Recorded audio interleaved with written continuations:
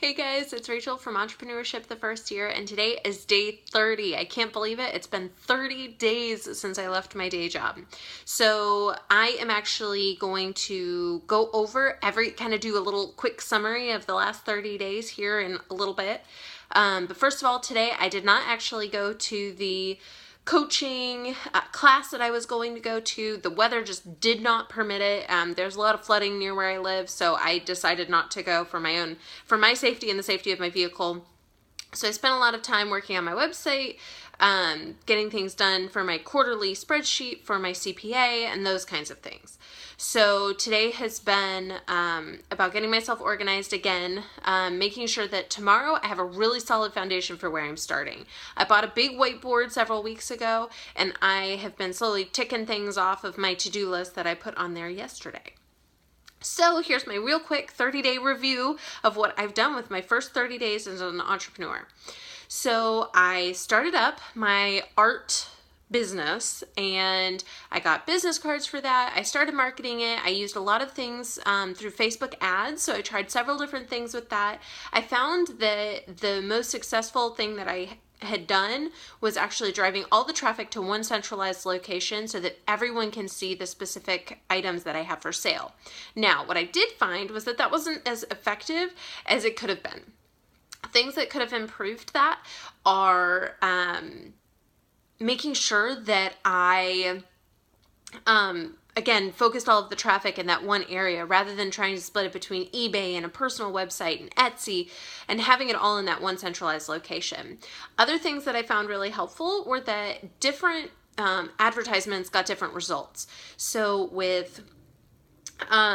in order to get followers, what I found was that I got tons of followers when I did ads with images of my artwork. What I found I got the most traffic to my Etsy site with was images I took a screenshot of my Etsy site and used that as the promotion. So I found that I got a lot more traffic and people realizing it's a store and that they can buy things and going to the Etsy site with that screenshot. And then I got more followers by just showing people my work. So people who wanted to see more imagery were following me, that kind of thing, from images. But I had the more traffic and more of what I really wanted by actually showing them that it's a store and that they need to go there to purchase things. So that is what I did as far as my art studio is concerned.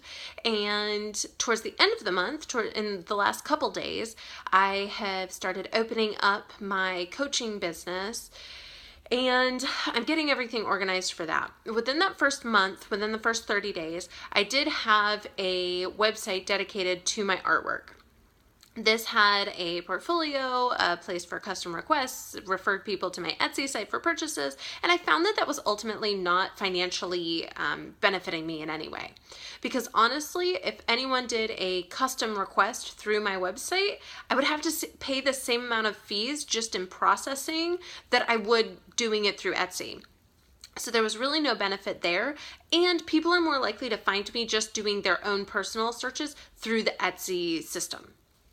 So that actually became a lot more beneficial. So I had this website on the side that I really didn't need and I didn't really want to market to, because then again, I was splitting my traffic between the Etsy site and my personal site, where honestly, there's no reason to drive them to my personal site because all the sales are happening on Etsy. So what I have done in the past couple of days, and I'm still working on constructing, is turning that website and utilizing that website that I've already paid for the next 9 or so months to work for me for my coaching business. I want for people to have somewhere that they can go and see what my prices are, an about me page, a little bit of a description of the things I work with, those kinds of things. So I will be working on that here this week. I'm hoping to have that done by the end of tomorrow. Actually, tomorrow is going to be a big focus on that. So what's happening now is that I've gotten the art business very centralized. It's really running on its own clock, and I'm putting that to keep putting all the systems in place that I already had. I'm letting those do their thing while I go ahead and take a step toward the coaching business. One of the reasons I'm doing this dual business is because honestly, with the art business at this point, it's really going to be very difficult to bring in a consistent high income.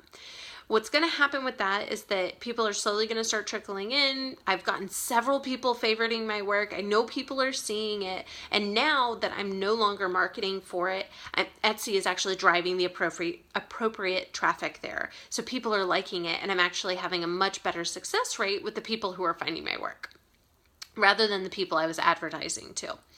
So that's awesome. Like I said, I'm setting that to the side for a moment while I work on the coaching aspect. With the coaching aspect, I have a much higher ability to make income.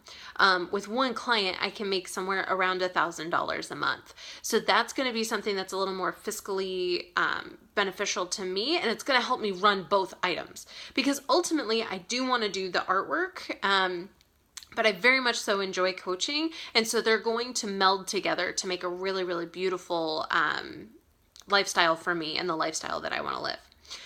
One last thing, and then I'm done for this evening, but I really want to emphasize the necessity of goals. So one of the things that a lot of coaches talk about, and one of the things that I talk about, and I've heard several other coaches mention to me as well, is goal setting. So a lot of people set goals for what they want. So you say, oh, I want a big house and I want a big car and all those things. But it doesn't get down to the deep-rooted part of what you truly want. So on my walk the other day, I really started thinking about, one person calls it, what's my why? My why. Why am I doing this? Why do I want this? Why do I want to do it this way?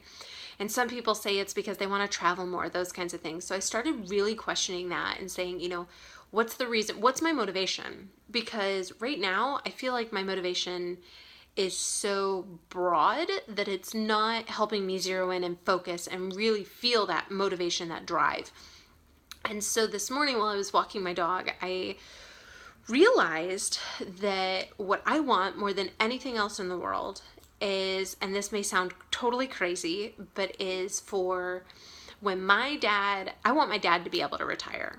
I know my dad's tired. He has worked his whole life, and he is at a point where right now he is able to make extra income through his job, but he's also killing himself doing it.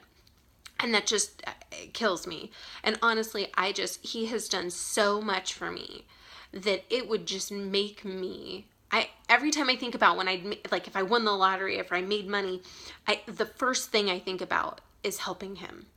And knowing that I could just really secure his retirement, letting him know, you know what, you can leave your job today. You don't need to worry anymore. So I started thinking about that, and I've really internalized that, and I've really started focusing on that every time I get a little distracted, and it's really been helping. Again, everyone's why is different. I know a lot of people's why is probably not to secure their parents' retirement. A lot of people have very personal goals that are very strong drives for them. But for me, I know that that's what pushes me. So I just want to offer that to you in my first 30 days. That is the wisdom I hope to offer to you.